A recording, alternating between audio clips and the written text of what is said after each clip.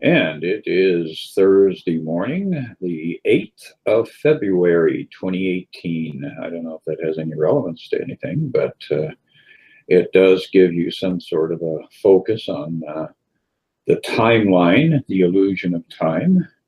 And we here in the Midwest are bracing ourselves for the storm of the decade.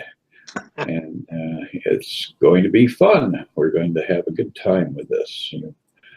You'll see Chicago grind to a screeching halt for the most of the day on Friday as we struggle to unbury ourselves from Mother Nature's little orgasm that is on the horizon.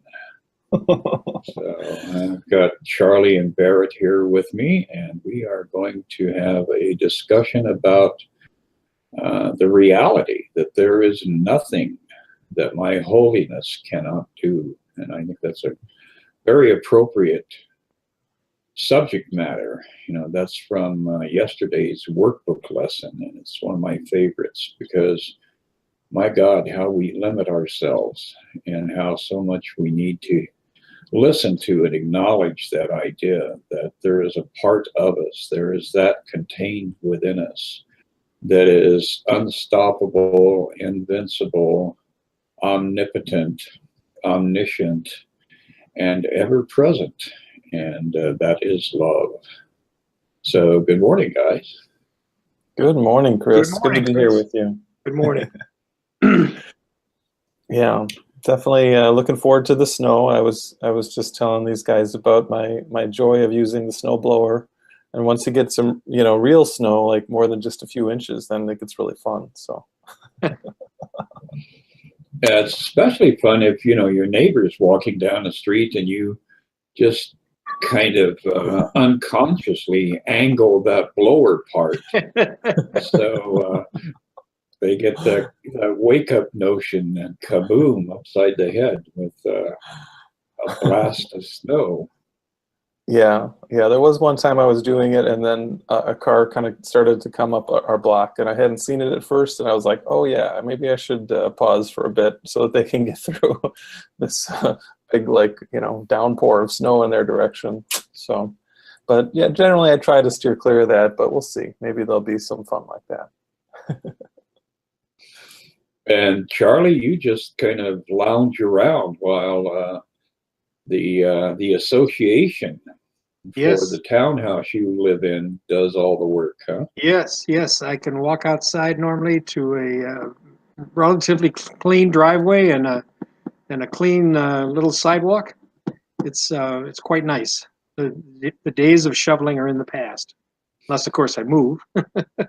Or the association gets weird, Yeah. That's been known to happen when you have communal living like that.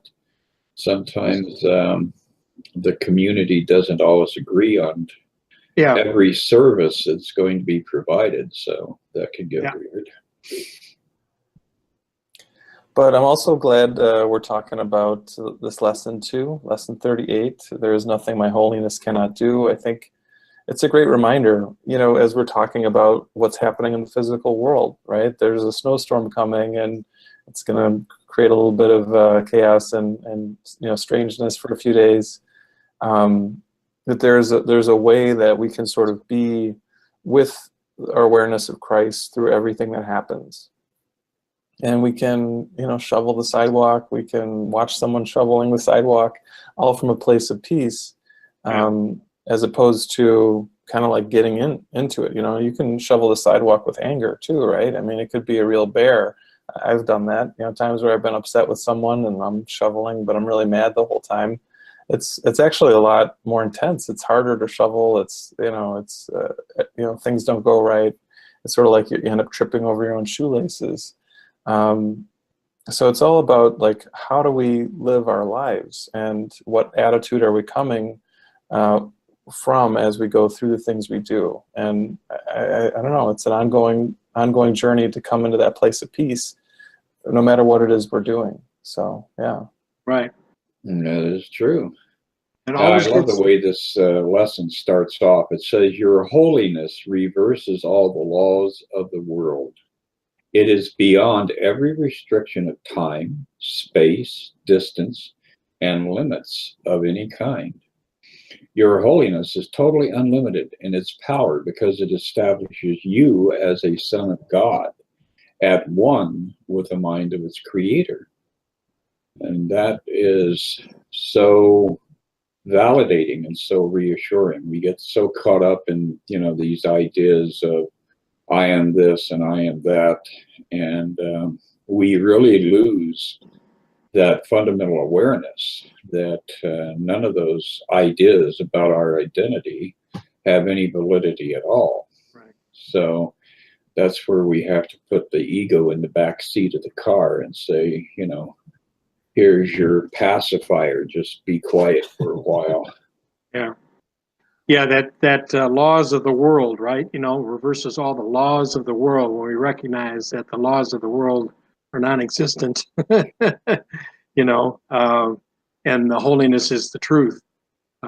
There's the opportunity to make that choice right there. I'm perfectly free to go live in this chaotic world that we were touching on earlier, the chaos that's coming. I can choose that if I want, and create my own laws, right, and live in that insanity, or I can choose not to. And boy, it says holiness reverses. It's a 180-degree difference, right? I'm heading towards that oneness. I'm heading towards that light. I'm heading towards that connection, or I'm reversing that. I'm going the other direction, heading away from it. And that choice is always there for us, And the truth of it is that we are always that holy Son of God. So yeah, this is a beautiful lesson. Yeah, I like your car analogy too, because it sort of fits here too. Like I've heard it described. I think it was Ken Wapnick who said that basically, this journey, this spiritual path, is like driving a car that only has forward and reverse. Those are the only two options on the gear shift. Either we're going forward, we're choosing light and love, and we're progressing on our spiritual path, or we're clinging to the ego, and we're going in reverse. There's no neutral, right? There's no neutral. We're always choosing one thought system or another, and which direction we want to go is the choice, right? That comes back to the choice that you're naming, Charlie. Yeah, and then I love this. The beginning of the second paragraph there too, as well. Through your holiness, the power of God is made manifest. So this choice, choosing to be on that path in that direction, is the awakening for all of us. We think of ourselves as individuals and separate, but there's really just one Son of God. And so that's the awakening for all of us, is choosing this, making this choice. For that power, holiness, the power of God. Does start to, and we've talked about it in the past, how it starts to change our perceptions of what's going on. And we see things differently, we see with vision, instead of sight. And boy, what a difference there is there. That's very true. And the other aspect of this is that as we progress here, it says that your holiness then can remove all pain, end all sorrow, and solve all problems. It can do so in connection with yourself and with anyone else. So when you are being called upon by people around you, especially I see this on Facebook, the whole idea of I need prayers, I need assistance. It is equal in its power to help anyone because it is equal in its power to save anyone. So the work that we can do on behalf of our fellow citizens here on the planet is immense. It actually gives us a much broader vision of how we can be in service in every instant that or every incident that we encounter. And every time something shows up that, makes you aware of somebody having a challenge, that was not a random accident. We're told on multiple occasions throughout the course that there are no chance encounters, that everything is being orchestrated So the people who show up and who are looking to you for some kind of a gift or some kind of support, some kind of a, you know, a life ring, we have that capacity to throw out a life ring to those around us. And that gives us more of a sense of union and unity and participation in life. Then all of a sudden our life becomes more meaningful because we recognize that we have this capacity to uplift those around us as well as ourselves. Mm. So beautiful. Yeah. And I think it really fits with this idea that this all takes place beyond time and space. And it's kind of an interesting idea. It fits with this idea that this world, this dream world that we seem to be in, is actually holographic in nature. What does that mean? It means that your choice for love in this instance, as you were sharing, Chris, it goes throughout all time and space. And it basically helps anyone who's ready to be helped. So it's there to support everyone who's ready to sort of make a choice for love. It reminds me of one of the early miracles principles, you know, the 50 miracles principles right at the beginning. Number 35 says, miracles are expressions of love, but they may not always have observable effects. So when we make this choice for love, it doesn't mean that all of a sudden our life is going to get better or different, or this person that we're kind of joining with is going to have some epiphany. I mean, it could be any of those things. But like you said, it could go through time and space. Maybe someone off on another planet, you know, 100 years in the future, all of a sudden they are inspired to choose love. We don't know. Like, obviously, we're never going to see the effects of that here in our lifetime. But who's to say it didn't have groundbreaking effect on even this dream world that we're living in? So I always like to think of that when I'm like, oh, I don't know if this is really changing my experience of life. Well, it's definitely making a difference in some way. And when I can put it in that frame, all of a sudden it's like, yeah, well, I want to keep going. I want to keep doing this. Yeah, Yep. it definitely helps us step out of the trap of time and to get to a different level of perception entirely. You know, and what I have been doing, especially for the last few months here, is I've been working with a lot of Joel Goldsmith's work. He had a book that he'd published called The Thunder of Silence, which is basically about the atonement, the experience of the atonement. And so I go back and forth between the Course and Goldsmith's work. And I find that Joel has, or had, because he has transcended this level of awareness, but he had an astonishing amount of ease in falling into this place of stilling the mind and experiencing that contact with something much greater than the personal self. So, you know, if you have a little bit of a challenge processing some of these ideas from the Course, go over and pick up Joel's book too, The Thunder of Silence, because the two of them are beautiful companions, and they really do give you a solid grasp on what it is that you are trying to attain, what you are trying to achieve. Nice. Very Thank nice. you. Yeah. I've never read any of Goldsmith's stuff, so I like that. It's a great idea. Yeah, I think Joel, you know, I mean, he was writing about this back in the 50s and the late 40s. So he was way ahead of the curve. And he really took Mary Baker Eddy's work, Christian Science, to a much higher level. And when you pick up Joel's work, you'll discover that it revalidates the fact that there is no one way, there is no exclusive way. And that's what I like about being able to integrate all of these different paths. You know, Barret, you had your Star Wars analogy that you shared in a book. And, you know, that is another example of how the truth is all around us. No matter how it may be labeled, it's always there and available. Yeah, I'm just, Yeah. as you're speaking, I'm honing in on this line in this lesson at the bottom of paragraph 3. We will make no distinctions because there are no distinctions. And it really hones right in on truth is the truth, you know? Yes, even if you're a Wookiee, the Yeah. truth is there. I actually had a little reference to Chewbacca in my article. I said the Holy Spirit is always there for us, like Chewbacca is always there for Han Solo. And that could be a very intimidating presence whenever you get into, dicey environments. It's nice to have Chewbacca right behind you there with all of that fur, and he's usually armed to the teeth. So, you can just step aside and say, okay, Chewie, take my back here, or Brother Jesus, or whoever it is that you want to invoke. Ganesha, I mean, they're all there for us. Yeah.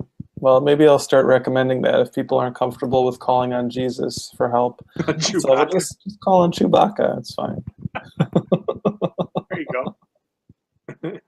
Yeah, I always recommend Ganesha with his rat. He is such a jolly character. There's nothing fearful about that little East Indian mythical being, and so whenever we are in trouble, though, whenever we are under stress, there is support, and that's the one thing that people in their panic moments forget. And I've been in panic moments where the presence of the Holy Spirit would supersede the appearance of what was going on around me.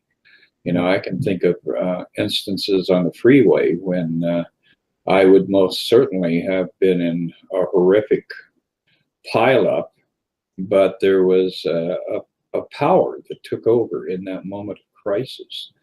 And it caused me to swerve or to brake or to do something that it wasn't even instinctual. It came from a much higher realm. And so I've seen myself being teleported beyond the chaos, beyond the extremes repeatedly in life. And I've really learned to trust that there's always that presence looking out for me. That's beautiful. That's beautiful.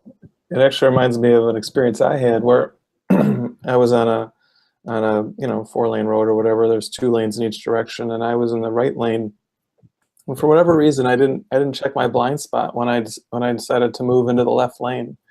Well, lo and behold, there was another car there, and there was enough room, to their left that they were able to move with me. And until I could kind of realize they were there, and I moved back over, and they did too.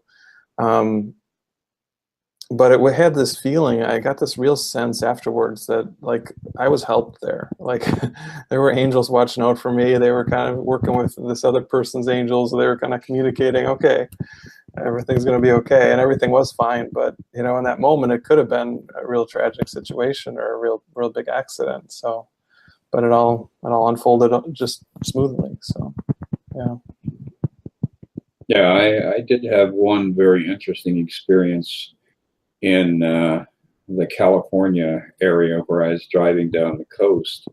And when the fog comes in, I mean, you have a situation of being completely engulfed in your car. And the fog had come in, and it literally was so dense that you couldn't see the hood ornament on the end of the front end of the car. Wow. And so I did one of my invocations. I said, okay, Jesus, I need you to help me through this. And I quite literally felt a presence of another person sitting in the car next to me. And I think that, I've had that experience on more than one occasion, but I think that's something that everybody can anticipate. If you invoke the presence of the Christ, the presence of Jesus, he'll show up. He will be there with you. And if you don't believe that, then you're losing out on a protector and a guardian and a comrade. that is ever present and ever willing to give you that little assist that you so desperately need through the tough times in life. Takes you right back to the beginning of this lesson. You know, your holiness reverses all the laws of the world, beyond every restriction of time, space, distance, and limits of any kind. Your holiness is totally unlimited in its power because it establishes you as a son of God at one with the mind of his creator. So, yeah, beautiful. It's a beautiful, beautiful stories, guys. Yeah.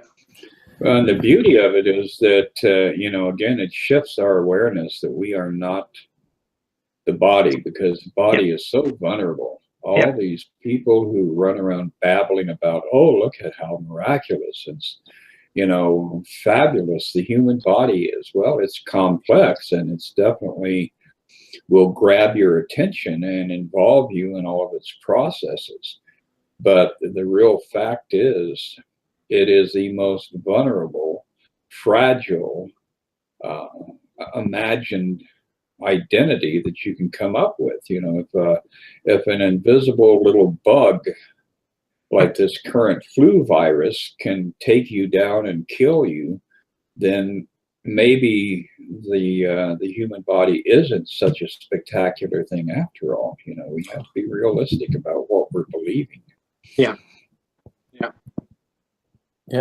I can really relate to that because, you know, earlier in my career I was a massage therapist, and as I was studying it, it was before I was into the course and before I was into most of the spiritual stuff.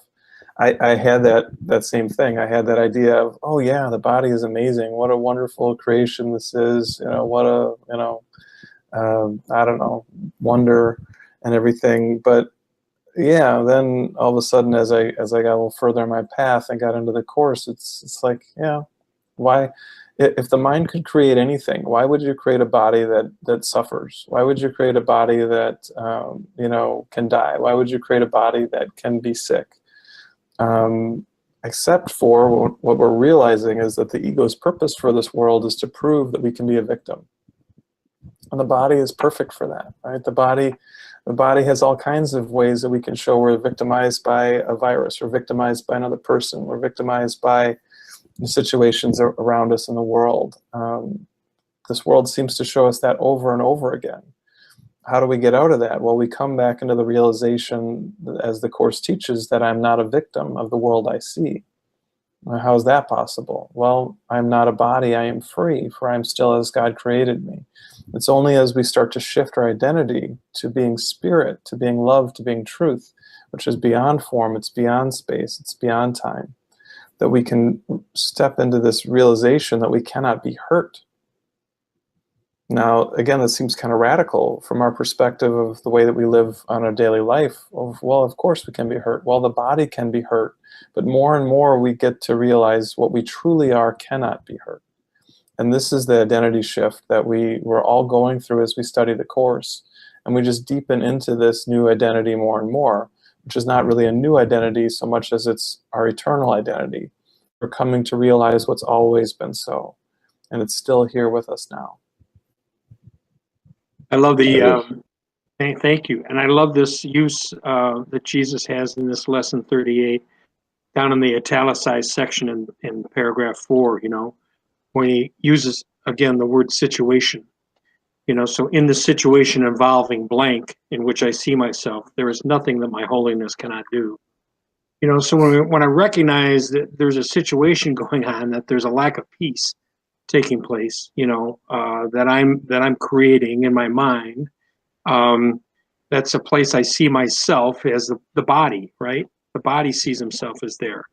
But there's nothing my holiness cannot do. So again, it's that doing the 180 and recognizing that we are the Son of God. We are spirit, as you were just saying, Barret. And that's the truth of it. And that's why there's nothing my holiness can't do. Because when I do the 180, when I recognize the 180 is I'm heading in the truth direction, you know, the situation takes care of itself. It's not there any longer, you know, because I'm not choosing to see it. I'm choosing to see oneness instead of that story of separation that the situation is bringing me. That's absolutely a fact. And if you really want to get a clear vision of what the body is all about, there was a short story written back in the turn of the last century, around 1900, by W. Jacobs, who was an English writer. And he wrote a short story that was actually kind of a little trilogy, all combined in one storyline. And it's called The Monkey's Paw. And if you want to really get to a deeper level of appreciation for the human body, go read that little short story. And it's available online as a PDF. It will definitely give you some insights as to the limitations of the body.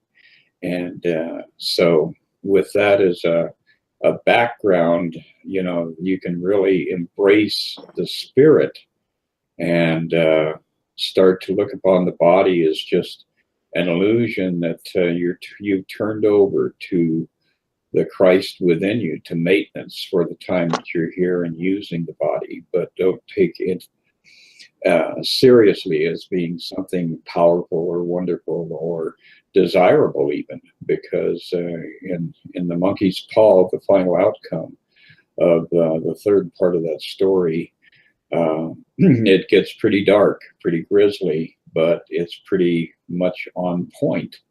So all of these ideas have been put out there for us throughout all of time, but we just have to pay attention to them.